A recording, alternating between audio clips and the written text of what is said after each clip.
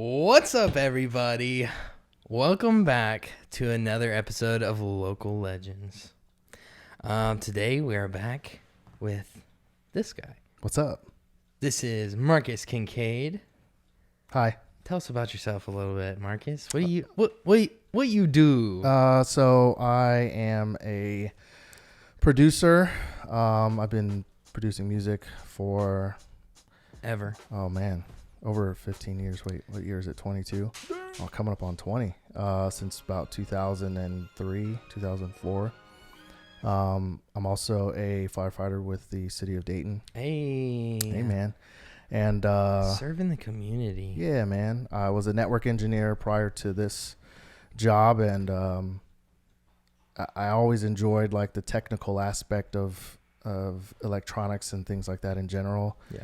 Which kind of got me into the production side. So then I decided I wanted to do something else with my life, and had an opportunity to work for a fire department. Jumped on that opportunity and got a career job with the city of Dayton. Very cool. Going 7 years. Going on 7 years. Nice. So that's what I was just getting ready to ask you, but you already answered it. Awesome. So I'll just give you the rundown a little bit. So we usually like to ask a couple questions that we ask everybody. So if you're a regular watcher, then you know a couple of the questions I was going to ask. But then I also have some questions that pertain just to you and your personal stuff. So we'll go ahead and jump right into the first question, which is a favorite around here, and it's what we like to start with. So the first question is, what is your first musical memory? My first musical memory, well, first I have to kind of start off because there's a reason why it's this way. Is I grew up in a military family, and we moved all over the world, and we spent a majority of my childhood in Japan. Yeah. And over there during the early 90s, there wasn't a lot of American culture ingrained into the Japanese society. So most of the American things that we knew were based on who we were around, who we were stationed with. And there wasn't a lot of everything there was late. Mm-hmm. So anything that came from the U.S., like it took like 2 weeks to get over there. So cable TV, we didn't really have cable TV. But we had this thing, it's called the Air Force Network, and they would broadcast shows from the U.S., mm-hmm. but it was always 2 weeks late, 2 weeks behind, except for live events like sporting events, mm-hmm. Football games, stuff like that. But anyways, so there wasn't a lot of music. It was just a lot of like Japanese music, and then what we heard on the radio. So there was two American radio stations that played just top 40s mm-hmm. type music. But before that, like my dad grew up in Chicago, and he was really into jazz music, like contemporary jazz. So I just remember always listening to contemporary jazz because that's what my dad listened to around the house. And it's something that I gravitated towards. Just simply because that's what I was around. Yeah. So my first true like musical memory was just what my dad was listening to at the time, like Boney James and Kenny G and just all these contemporary jazz musicians. Right. That's awesome. And for those watching this episode, if you don't know, Marques Kincaid is the older brother to Kristen Kincaid. So she was our first local legend. So if you haven't seen that video, go back and watch it. Some of these will probably tie in together. So that's why I'm plugging that plug right there. Just like a couple questions I asked her about Japan, because I think I've only known Dayton, Ohio. So I'm pretty unexperienced to stuff like that. I never moved around or anything like that. So, how did Japan like affect your musical journey? Like you just said, stuff was late getting there, and you only had 2 stations or whatever. When did you like when did the passion for music just kind of like blossom? I I think most of the time that I spent out there, was listening to the radio, and that kind of influenced my well-rounded, I would like to say, well-rounded taste in music in general. Yeah. So, there wasn't one specific genre that was dominant. It was just like whatever was popular at the time. And so I listened to everything, every genre of music, whether it was alt rock or, during that time it was like grunge rock was pretty popular, hip hop, pop. I mean, just whatever was on the radio that we could listen to. Like, we had these old tape decks that the radio stations were broadcast on, and we'd put our tapes in and just record Rick D's weekly top 40s on Saturdays. And that's where we would get all of our music, and that's what we would listen to during the week. Right. Because it's really all that played was those top 40s. So that kind of experience contributed to my love for music in general, and not tied to a specific genre. Right. And so I really didn't get into music, like as far as production, until I was in college. I went to Dayton Christian High School, and we, after I graduated, I went into the military myself, and I got back, and I lived with a couple of guys that I went to high school with, and they were musicians. And so they taught me how to play the guitar. And then I went to college, and I took this music history class. And I got really into like classical music because I'm talking about music history. Right. And I think that class kind of sparked my interest into production, because at the time there was a program that came out by Sony called Sony Acid Music. And I don't remember where I heard that program from, but I saw someone using it, and I'm like, this is interesting. Like, let me try this out. And so I bought that program around the same time I was taking this music history class. And so my idea was like, I wanted to produce like hip hop music, but throw my own little twist on it. So I took this classical music CD that we had. And as a final project, our teacher said we could do whatever we wanted. So I took this CD that had all this classical music on it, and I remixed it with like hip hop drums.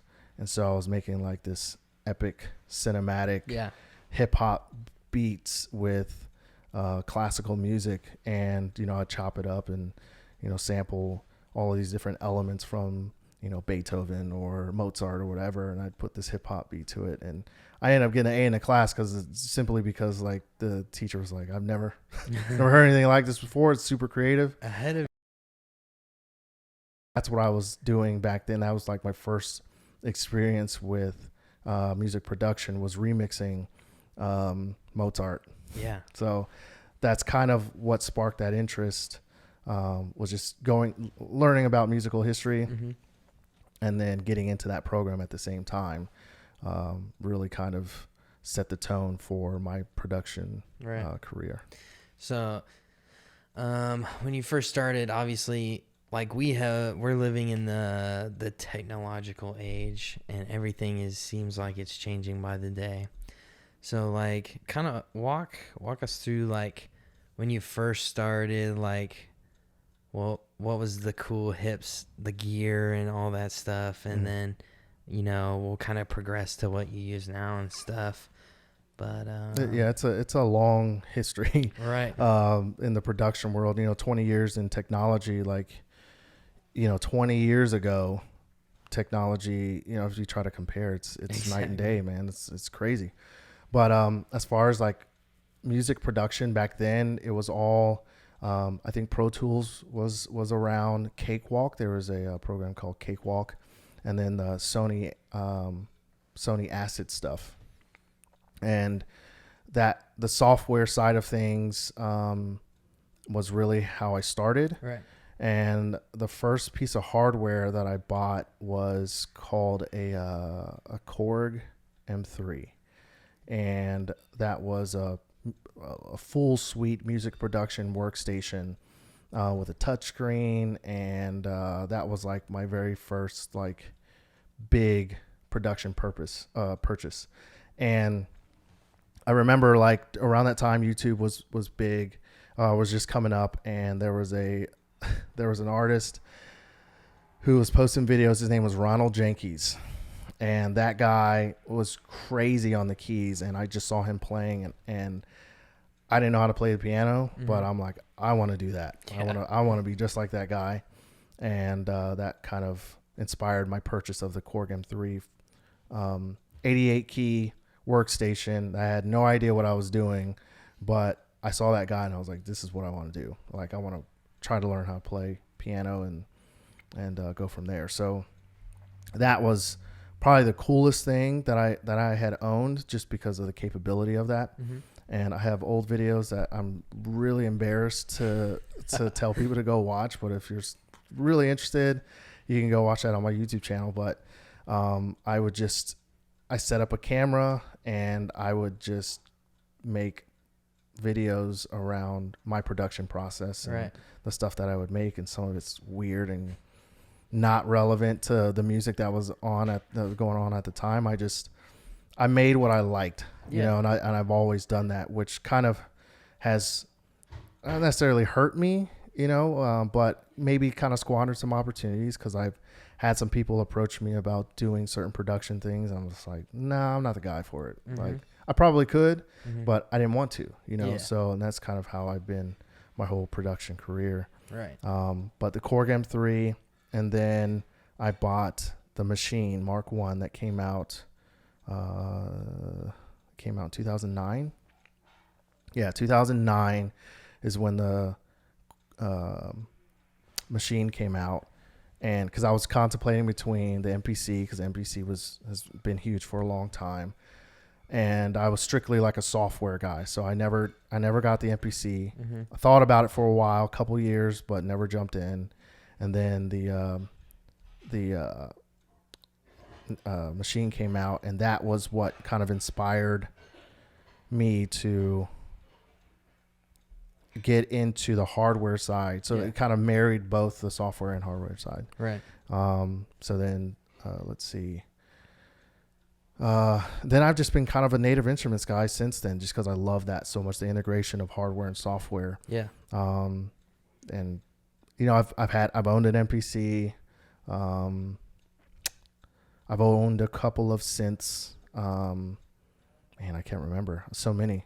Like I've cycled through so many different Mm-hmm.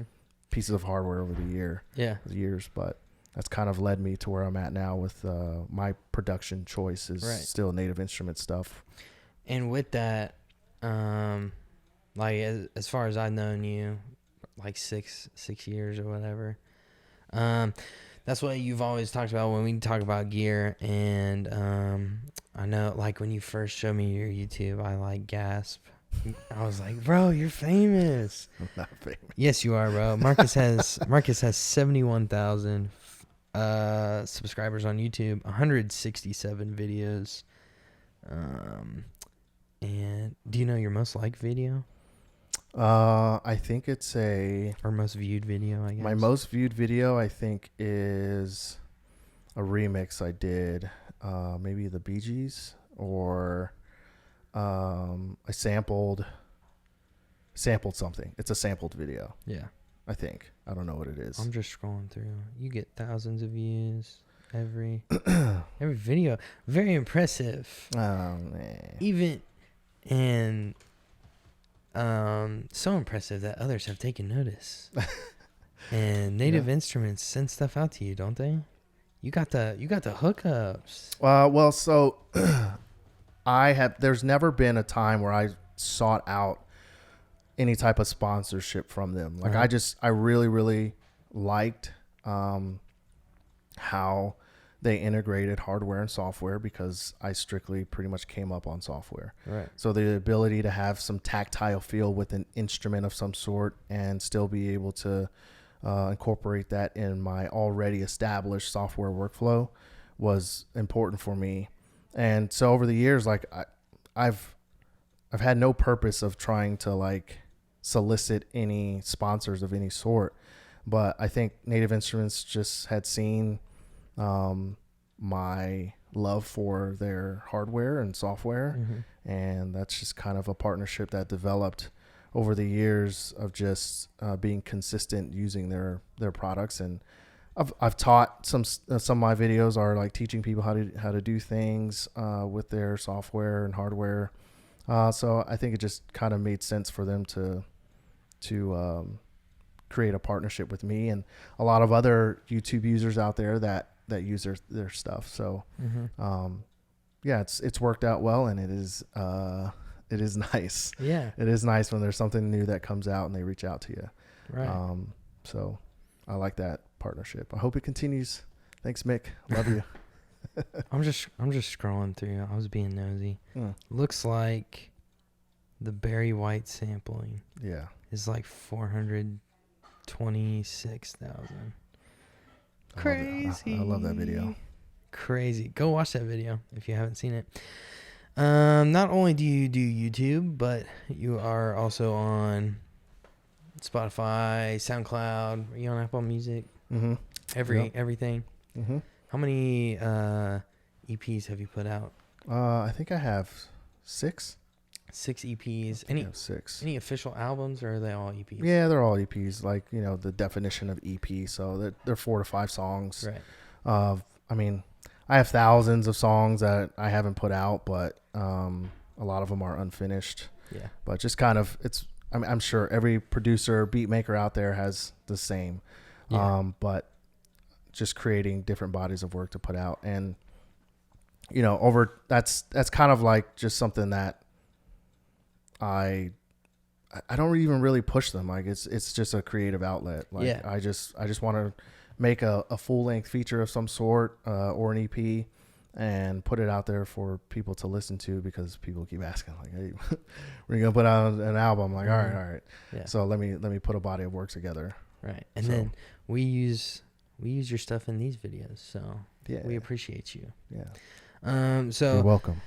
Yeah, bro. So you put out videos, you have EPs out, you have all these songs that you've made. How do you, like, what drives you or inspires you to continue to make music? I think I just have a genuine passion for creating things in general. Yeah. It's just my personality, whether it's with film and video, you know, I do that as well. But as far as music goes, it's like I get an itch, you know, or I'll hear something, I'm like, you know what, I should sample that. And I've always kind of had that curious mind of when it comes to like hearing certain sounds, I'm like, oh, I should probably try to make a song. So it's, you know, just from everyday sounds around me, or actually what drives me most to create music specifically is hearing other people's music. So I spend a lot of time on Spotify just browsing different genres and getting ideas, and like those, hearing what other people's bodies of work inspires me to go home and create something. So it's like, oh man, I want to make something like that. Yeah. Or, you know, that same vibe, or however a song makes me feel. I'll go home and, you know, try to recreate that feeling in my own way. So that's probably the area where I draw the biggest inspiration, is listening to what other people do. Right.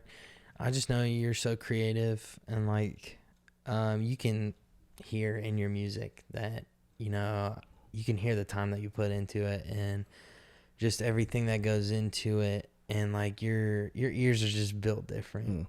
Because like, I know, like, one of the craziest things that I still think about that haunts my dreams is like that drum kit you made out of your Firehouse sounds. What? Yeah. So for people that don't know that, like, you know, there's been people that have approached me in the past, like early on before drum kits or even a really big thing, Uh-huh. people had approached me, companies had approached me. It's like, hey, if you create a drum kit, we'll sell it on our website. You keep a certain amount of profits, whatever, blah, blah, blah. And I never wanted to put in the time to create my own thing, Yeah. which that's another missed opportunity, right? You know, that people were approaching me about that in like 2010, you know, before drum kits became like a thing. But one day I had troubles trying to figure out, like, there's all these sounds that are available, Yeah. and you know, what am I gonna do to like recreate that stuff? Mm-hmm. And so finally one day I had this idea of, you know, I'm at the firehouse sitting around and like checking all of my different going through my daily checks, and stuff starts making noise, and I'm like, you know what, I could probably create a drum kit from sounds on the fire engine. Right. And so that's what I did. I just went around with the field recorder and spent about a day just making noises, dropping things, opening doors, compartments, Yeah. clicking sounds or whatever, and then took them back, dumped them in Pro Tools, and created, you know, drum sounds, Yeah. using EQs and a bunch of different effects to create a drum kit just simply based off of sounds that I got off a fire engine, which I think it turned out pretty cool. It's very, if I was to put it in a genre of some sort, it would probably fit best in like lo-fi stuff, because it's not real loud, in your face sounds, but functional. Like you could create a whole song with multiple songs with the drums in that kit. So That's just it just blows my mind. yeah, it was fun. It's crazy. That was fun. Do you have was that like a one-time thing to scratch the itch, or do you have like the desire to go out and make more drum kits, or like what's your biggest focus like right now? So a lot of people have told me in the past that there's things that I can do to generate revenue. And like, if I had ever decided to go all in music, then that is probably like an avenue that I would pursue. But because I have a, you know, good career with, you know, I enjoy being a firefighter. Like I really, really love it. Like, Yeah. and so doing all these other creative things, to generate revenue is not that big of an interest to me, because I know the amount of work that goes into it. And shout out to all those that make kits and have created a business based around you know, creating drum kits and things like that. Yeah. Because it's a grind. Like, it's hard. Right. You know, it's cool, like the end product, but to develop that, it takes a lot of time and a lot of energy, and a lot of just it's a grind. Yeah. And for me, I try to grind as least amount that I have to. You know what I mean? Like, like it's not that I wouldn't enjoy it, but it's hard. You know, after that first drum kit, like, I mean, I recorded everything in one day, and then it took me 3 months before I like was finished with something I was happy with. Yeah. You know, so it was just a lot of time and energy that, like I said, if that's the only thing that I did, I probably would have got it done a lot faster and, you know, found more efficient ways to do things. But as far as like the future goes, I try to do things that are easy. And what's easiest to me now is just sitting down and, you know, making a track from scratch. Like, that's the easiest thing for me to do. And I'll continue to do that because that's what I enjoy the most. Yeah. So, and it's like, I feel like for people like most of the people that we hang out with and like that we're cool with is it's like once you label something work, then you lose the inspiration, you lose the drive, you lose the passion for it. So it's just like you want to keep it like you enjoy it. Yes. You just want to keep enjoying it. Right. I don't want to make it a job. Yeah. Because then I'll lose some of that creativity. Right. And it's, you know, not to say that it can't be, that's for everyone. Yeah. You know, as far as like everyone will lose their creativity if they label things as work, but it's definitely not everyone's case, but it is with mine. And I know me best. Right. And right. like once it starts to become tedious and overwhelming, then I don't want to do it anymore. You know, so you know, there's definitely been times when life got busy and it became difficult to be creative, so I just stopped doing those things. Yeah. And then once I felt the itch, then I'd get back into it. So that, you know, I've gone through waves over the years of you know, whether it's posting stuff on my YouTube channel or just creating music in general, where I've kind of lost that creative itch, but it always comes back around. Yeah. So, like we've been talking about, you produce, you work at a fire station, you're a dad, a husband, you work at the church, mixing sound. You're the sound guy. I am sound guy. How do you balance all that, bro? It's tough. It is. It's really tough. And you know, there's some times where one of those things requires more time than the others. So it's hard to find that medium, you know, because especially when people rely on you for certain things as well. When they're relying on you to finish this project, or, you know, my wife's relying on me to be, you know, present at home, instead of being, you know, disappearing into the basement like I normally do. Or, you know, the kids have, you know, sports stuff or whatever that is. It's definitely hard. So I try not to overcommit. Overcommitting, especially when you're doing something that you enjoy, is very easy to do. Yeah. You know, like people may ask you like, hey, I got this cool idea, this cool project, and your creative juices start flowing. You're like, oh man, it'd be great if so you get all these ideas together, and then it comes time to execute, and then you have to balance. You have to come up with a time in order to do it. Then you have to balance everything else that you got going on, and then it becomes overwhelming.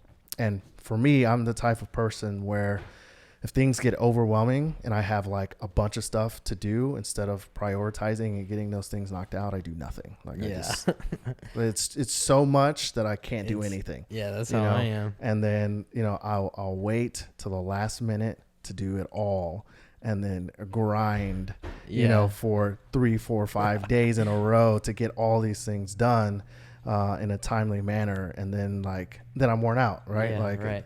It's like, oh my gosh. And so that the key for me to keep my interest in all of those things lively, but being able to balance all of those, is just not overcommitting or overcommitting to things that I know that I probably shouldn't. So saying no becomes a really big factor into that balance. Yeah, so that's huge. You're going to have to say no.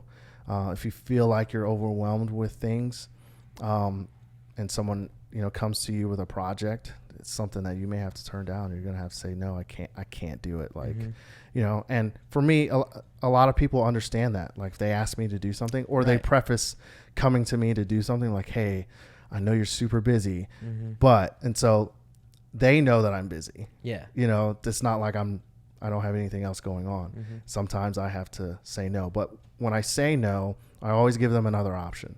You know, someone asked me to like, hey, can you DJ my wedding? I can, but one, I may not, I don't want to, right? It's hard. I want to enjoy you getting married, you know, that kind of thing. Right. And so instead I will, I know some other DJs. I'm like, hey, but I know this guy, he's good at this. Or, you know, when it comes to filming stuff, like, hey, you know, I was wondering if you could shoot this for me, blah, blah, blah. If I can't fit it in my schedule, then I will direct them to, you know, ask Megan, like, hey, like, I have this person, she can film, and she wants your money. So, hit her up, that kind of thing. So I have to find that balance. And it's not always, but nowadays it's like I'm committing to these huge projects, and I don't have time for little things anymore. So it becomes more and more difficult to find the time to do that kind of work. Right. Awesome. Well, the next question I have, this one might be a thinker. I would say, what artist or group would you want to create a track for? Like, they walk up to you tomorrow, and you're like, absolutely, it's on the top of my list. Who would it be? Oh, man.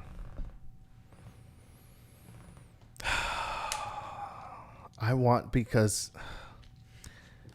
I do like a lot of different music. But I really want to work with Pharrell. Yeah. Like, I don't say make a track for Pharrell, but like work with. I just want to be, alongside. because his creative energy is crazy. Yeah. And, people may have an opinion about this, but like Kanye, like, dude, over the years, just seeing his progression. And one of the first music documentaries I watched was the Black Album, Jay-Z's Black Album. And in that documentary, the little docuseries or whatever he had that went along with the Black Album, it showed Kanye's production process and being in the studio with him and Timberland and Justin Timberlake, actually, like all of these production minds together in the same room. It's really inspiring. And right. So, I mean, if it could be with anyone, probably Pharrell or Kanye, just because Kanye. And I'm sorry if you guys feel a certain way, but Right. bro, he's fire. Well, we're going to take it in another direction really quick. This is almost a little segment we like to call What is these? This or That. Okay. All All right. right. Let's get it. So, these are unplanned, you haven't seen Unscripted. these. Yeah, I have not seen unscripted. Very simple, super easy, this or that, all right? All right. It's becoming a fan favorite around here, okay? Okay. So, this or that, Marques Kincaid. Shoes or clothing? Shoes or clothing? Yes. Shoes. All right. Pizza or burgers? Burgers. All right. Football or basketball? Pizza or burgers? Yeah, burgers. You say football or basketball? Yep. Football. What is that for, college and pro? Let's do college and pro, or is it both? College basketball. All right. Pro football. Okay. Coffee or tea? Oh man, I enjoy both a lot. Coffee though. All right. Can't beat coffee. Guitar or bass? Guitar. All right. Okay, so someone puts out a track.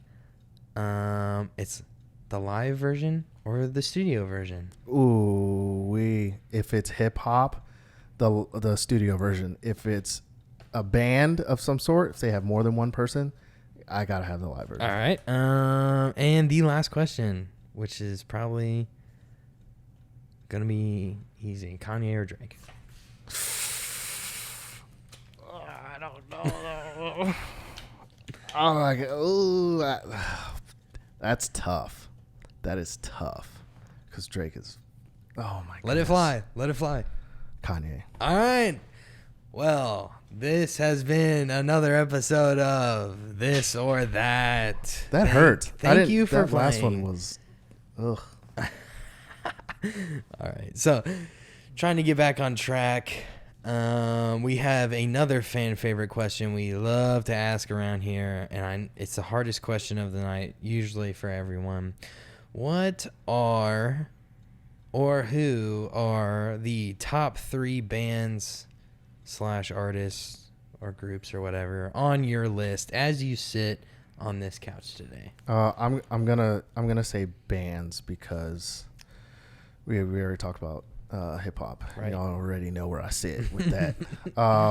So okay, number 3. Okay. Okay. Oh, okay. So this is I'm going up. All right. Okay. All right. My third favorite band is Dave Matthews Band. Okay. Okay. Like a lot of people hate his voice. Get don't down like with him, it. but them as a collective. I mean, they just make They just make great music. Fire. And then John Mayer. All right. John Mayer Trio. Like, oh, dude. It's just John Mayer live. Yes. Amazing.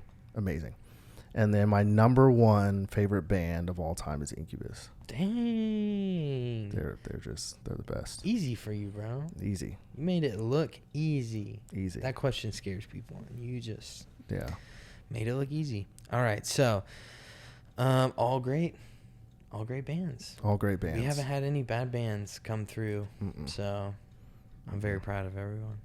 Yeah. Another question we have: what is your favorite piece of gear? Got to be the Machine Mark III. Actually, the Machine Plus is actually the most versatile, and I probably use that. So I have two. I have a Machine Mark III in my studio, all white, crispy, beautiful. And then I also have a Machine Plus, same exact functionality, except for the Machine Plus is a standalone unit that you can kind of take along with you, and you don't have to have a computer. So the Machine Plus, I actually carry that with me everywhere, just in case, I want to sit down and make some music, or I hear something that like I want to sample. Machine Plus is there with me, so I can, have that. But in the studio, it's the Mark III. Right. What's some advice that you would give to someone that would be in your shoes, like they're in college? They're like, I don't know if I should get into this or not, go down the rabbit hole. What's some advice that you would give to those people, and like some experience that you've learned along the way? I would say that this is probably the most key thing for me, is that there have been a lot of opportunities that I wasn't willing to put in the time for because I was selfish. But especially when you're young, like, take every opportunity that comes your way. There's a balance between whether you should be getting paid for things or not. Yes, if you're passionate or you see potential in a project and you're just kind of up and coming, like, and you have a chance to do something, like, do it, even if they don't pay you for it. It's you're gaining experience in doing that project, but also be willing to, like, take risks. Like, I wasn't willing to take a risk with those drum kits, which have become so lucrative. And, I had an opportunity to be ahead of the curve when it came to that. Same thing with my YouTube channel. Like, it is what it is. Like, I have these followers and whatnot, but there was a time where, like, I was one of the most searched, or when you typed in beat making on YouTube, like, all of my videos would show up first, or making beats, so I had taken advantage of, like, marketing, SEO stuff on YouTube, and had made myself, just the way that I had done things back then, like, where I'm, like, the number one guy. Yeah. And then I had a slump, and I didn't post a video for a year, so I lost out on a year's worth of growth. All right. Because I got lazy, I just didn't feel like doing something. I didn't recognize that was a growth opportunity. I didn't recognize how big YouTube was going to be. And so you hear people talk now. It's like, hey, post on Instagram, post on TikTok, because the virality of today's social platforms is so high. Like, the potential is there. You just have to be consistent with it, because if one thing blows up, they're going to look for your channel. They're going to see, like, what does this guy have? And, they're going to start scrolling through your stuff and be like, you know what? I like this person. Follow. But if you're not consistent with it, people are less prone to follow you. Like, oh, this guy just got one viral video. Yeah. It is what it is. I'll give it a like, that kind of thing. So I would say just consistency, 1, 2, take risks, and don't squander opportunities. Yeah. Like, if you have a chance to do something, whether it's for free or not, and you feel passionate about it, and or you want to work with that person, or you like what they do, just just do it. Just do it. Just do it. And Why then not? Opportunities will come in the future. You Yeah, know? bro. And you'll be thankful that you did, because video elements now, they live forever. You know? So you can go back and look at that and like solid advice. Yeah. All right. We're getting close to the end. We'll wrap this up, but I got one more question that I really want to just put out there. Mm-hmm. Feel free to expand. Any new projects that you're allowed to talk about? Oh, I'm pretty transparent. Like, I don't have anything hidden. I do have 2 projects that I'm currently working on. One is with a friend of mine. His name's Nick Brown, from the band Mona Cool. the band. And you've done stuff with them in the past. Yeah. We've nothing official. It's all like went to his house and worked on some tracks and stuff together. But that guy works so fast. I can't keep up. So like because he lives in Nashville and we're here. So in order for me to get stuff done, like, I have to go there because he works way too fast for me. Right. Like when I'm not. So we had made 2 albums. Well, we made 1 full album and a total of 14 songs in general, like in a 12-hour time span. Dang. Start to finish. Jeez. Like basically done in 12 hours. And so we've been sitting on it for a little while. The name of it is funny, but it has a story, but they're called the Beat Noodles. That's our group, cool. if you will. But really crazy kind of sounds and super creative. Hopefully we're going to do something with that this year. Awesome. And then I have another EP that I'm working on. Hey. Kind of in the lo-fi area. Awesome. So we'll see. I don't have a timeline for either of those. Yeah. But I will let you know when they're It's ready, coming. for sure. Yes, It's coming. I am working on them. Awesome. So all right, man. I appreciate you sitting down and talking. Appreciate you inviting me to millions of us right now. So many millions of people. So many. Do you have any closing remarks? Anything you want to? I want to reiterate to anyone that's like, or even if you've been around a long time, just people are creative, and you surround yourself with other creatives, it's going to drive you to do more. Yeah. So like if you find people that you gel with, that you click with, like spend time with them,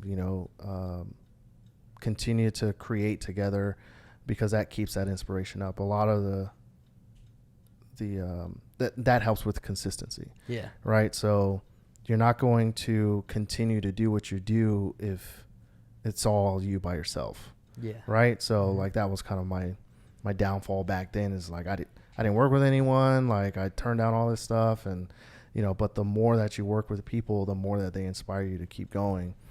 So surround yourself with like-minded people that will drive you and push you to continue to make music or film or whatever in the creative space that you like to do. So right. It'll help you stay consistent. So your circle is very important. So keep it tight. Awesome. Keep it tight. Keep it tight. Awesome, bro. Well, again, I appreciate you taking the time. Thanks for having me. Coming out. I've been Braden. This has been Marcus, and this has been Monday with Bray. Peace. 3 Qs.